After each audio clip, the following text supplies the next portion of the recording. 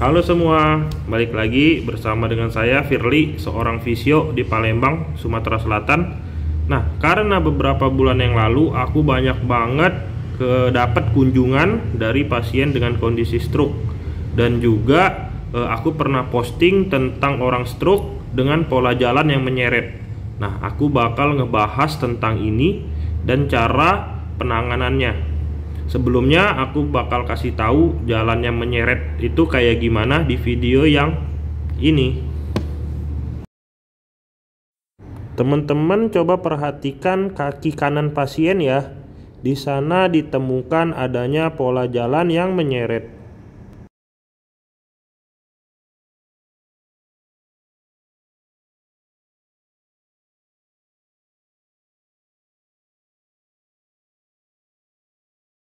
Sekedar informasi aja, stroke itu dibagi menjadi dua penyebabnya secara garis besar. Yang pertama karena hemorrhagic atau pecah pembuluh darah di otak. Yang kedua itu ada ischemic atau terjadinya penyumbatan. Parah enggaknya suatu kondisi stroke itu dipengaruhi oleh luas kerusakan yang ada di otak. Semakin dia luas, itu biasanya kondisinya semakin buruk atau parah. Nah, semakin kecil kerusakan yang pada di otaknya itu kemampuannya itu bisa dibilang nggak terlalu parah atau minimal. Nah, pada kondisi stroke itu sering banget dijumpai adanya pola jalan yang menyeret. Kenapa itu bisa terjadi? Itu karena terjadinya kerusakan pada daerah otak yang mengendalikan kaki. Nah, sebenarnya kakinya itu nggak kenapa-kenapa, tetapi otaknya atau yang memerintahkannya yang terjadi kerusakan. Kalau dianalogikan itu seperti mobil. Nah, kalau misalnya mesinnya rusak, itu pasti dianya nggak bergerak dari si roda-rodanya. Tetapi kalau mesinnya normal, rodanya yang rusak, itu rodanya masih bisa berputar walaupun nggak normal. Nah, kira-kira kayak gitulah analoginya. Terus pasti teman-teman bertanya nih, kalau udah kayak gitu digimanain kak? Nah, ada nama latihannya itu passive exercise, assisted exercise, sama active exercise. Nah, biasanya aku memulai dari pasif terlebih dahulu, karena yang sering banget aku jumpain itu si kaki yang diderita tidak ada kemampuan atau ototnya itu lemah banget sehingga nggak ada kontraksi dari si ototnya. Kayak gimana passive exercise, aku tampilin lagi ya videonya di sini. Nah, sekarang coba kamu perhatikan kaki kanan dari pasiennya. Nah, kaki pasien itu nggak bisa banget untuk menekukkan dan meluruskannya. Jadi ini full saya bantu dalam hal meluruskan dan menekukkan dari si kaki. Nah, ini dia yang namanya passive exercise atau dibantu dari luar, dimana bukan dari kekuatan pasiennya sendiri. Bagus, dorong kakinya, dorong, bagus, dorong, bagus. Kamu udah lihat videonya, latihannya.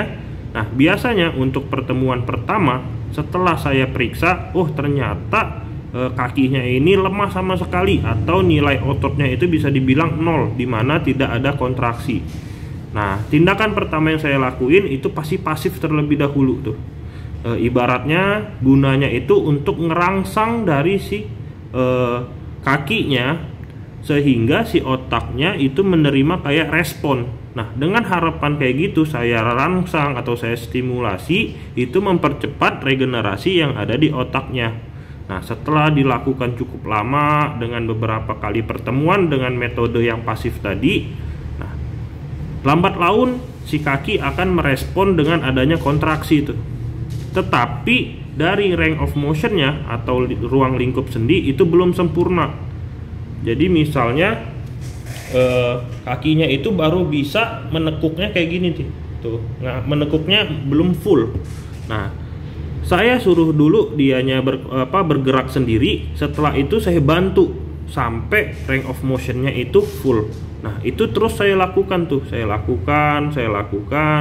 Jika ada perubahan yang bagus, si kaki atau tempat yang diderita itu akan merespon. Nah, setelah merespon, baru saya yang sifatnya kasih yang aktif, atau si pasien harus bergerak sendiri tanpa adanya bantuan. Nah, oke, pada posisi tidur itu udah bagus semua tuh, si pasien udah bisa menekuk dan meluruskan dari si kakinya. Nah, kemudian saya ubah posisinya dalam duduk. Tadi kan itu misalnya posisi tidur dia bagus, udah bisa nekuk kakinya, ngelurusin kakinya. Nah, dan sekarang saya ubah posisinya menjadi posisi duduk. Kenapa? Karena kalau posisi duduk itu otomatis ada gaya gravitasi. Jadi si otot akan berusaha lebih untuk mengangkat kaki. Nah, itu akan terus saya ulangi sampai kemampuan dari si kakinya itu bagus. Kayak gimana? Saya tampilin lagi videonya di video yang ini. Coba kamu perhatikan kaki kiri saya ya. Nah, ini kontraksinya belum bagus atau gerakannya belum bagus. Nah, jadi ini saya bantu terlebih dahulu agar range of motion atau ruang lingkup sendinya menjadi full. Nah, setelah lama saya lakukan, si otot akan merespon tuh dengan positif, sehingga dianya bisa bergerak dengan sendirinya. Nah, setelah dari kekuatannya bagus dari kaki yang diderita atau yang mengalami stroke, itu dilakukan gerakan yang berulang-ulang dengan kaki yang satunya atau dengan yang normal. Jadi angkat satu, naik satu, angkat satu, naik satu, kira-kira kayak gitu. Saya akan merubah lagi posisinya pada posisi berdiri. Kenapa? Karena berdiri ini merupakan tahap awal dalam posisi berjalan atau melangkah. Jadi kalau misalnya dianya berdirinya belum bagus, itu saya akan di situ terlebih dahulu sampai dia menjadi bagus atau lebih stabil lah, bisa dibilang kayak gitu. Nah, proses pemulihannya enggak sampai di situ doang, tetapi ada proses latihan melangkahnya lagi. Nah, untuk yang melangkah itu akan saya bahas di video yang selanjutnya. Jadi kamu pantengin terus ya. Dan terus juga saya mau sedikit cerita lagi.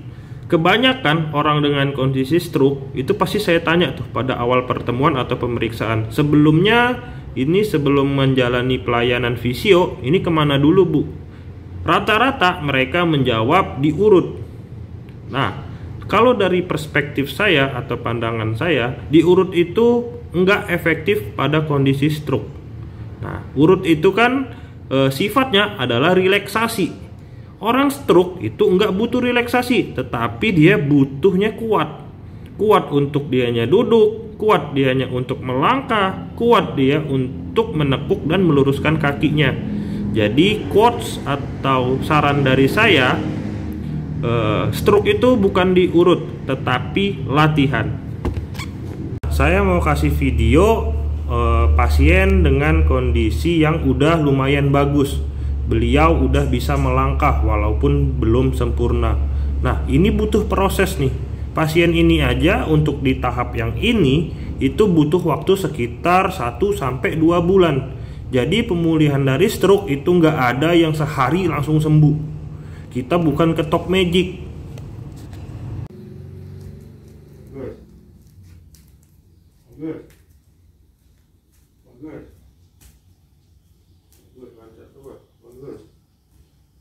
Bagus. Keliling lagi. Bagus. Terus. Bagus. Tegak ke kanan. Bagus. Bagus. Bagus. Bagus. Sekian dulu video dari saya. Semoga teman-teman ada hal yang positif yang bisa diambil dan juga bisa sebagai edukasi. Nantiin video saya selanjutnya. Saya bakal banyak banget ngebahas tentang kesehatan gerak dan fungsi tubuh. Dadah.